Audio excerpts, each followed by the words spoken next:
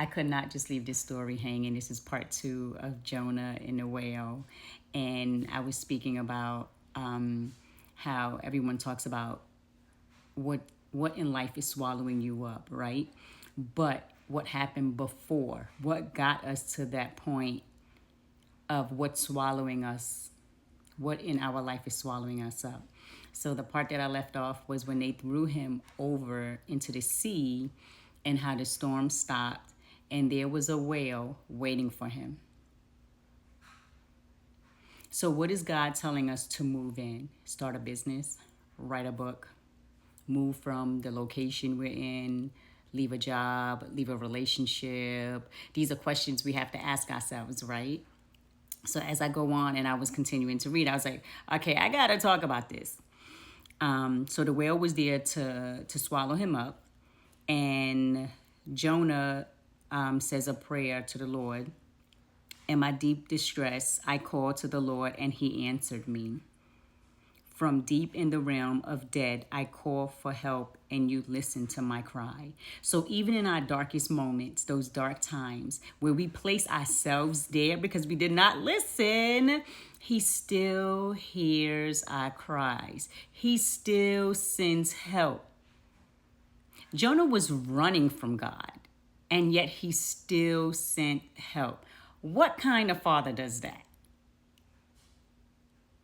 So talk about that loving father. He still sent help. And then as he says this long prayer, it goes on. And when you jump down to the bottom and it says, the Lord commanded the fish and it vomit Jonah onto dry land. So Jonah had to stay in there for 3 days. And what I've noticed is that 3 is a significant number in the Bible. Of course, he rose on the third day and all these different things happened on the third day. Breakthroughs happened on the third day. So 3 days he had to be inside of this whale. So as you go down, it says Jonah goes to Nineveh. Then the word of the Lord came to Jonah a second time. Go to the great city of Nineveh and proclaim to it the message I gave you. Jonah obeyed the word of the Lord and went to Nineveh. And Nineveh was a very large city. It took 3 days to go through it.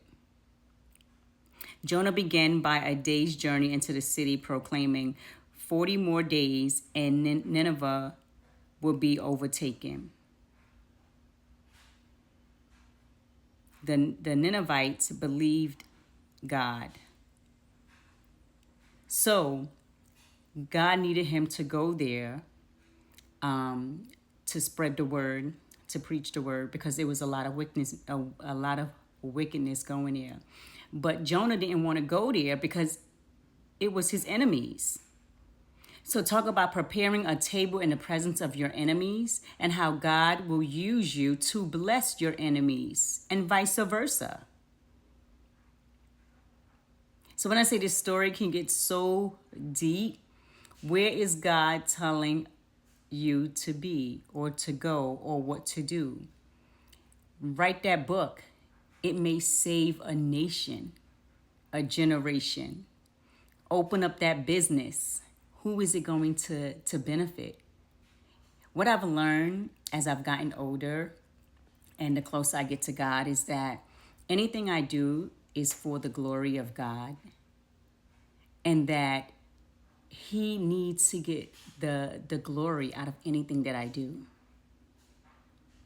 Because he's going to use not just me, but he's going to use your story. He's going to use that business to bless those around us. He's going to use us wherever he places us, as long as we don't go looking, saying, what do I get from this? That's when the blessing comes in.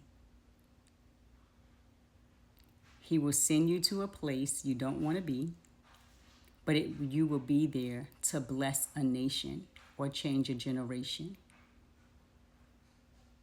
And when we do what he tells us to do, he takes care of us, and everything else will begin to fall into place. So I could not just leave this story hanging. And that was, I was reading from, I jumped down to Jonah 2 into 3. So finish reading that story on your own and see what you get from it. So that's, I just couldn't leave it. So you guys have an amazing, amazing day.